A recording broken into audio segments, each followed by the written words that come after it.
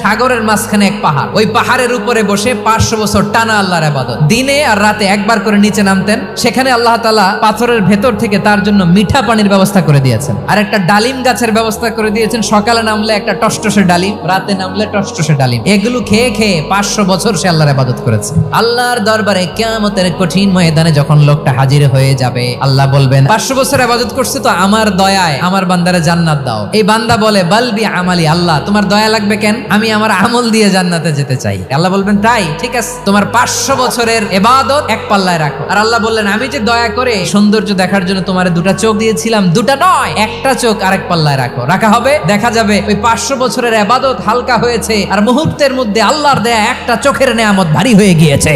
ফলাফল দেখো, হিসাব বলে তুমি এখন জাহান্নামে যাবা, যাও এবার জাহান্নামে যাও। এবার লোকটা কাচুমাচু করে বলে আল্লাহ এবার আমি বুঝতে পেরেছি তোমার দয়া ছাড়া দুনিয়ায় কেউ জান্নাতে যেতে পারবে না।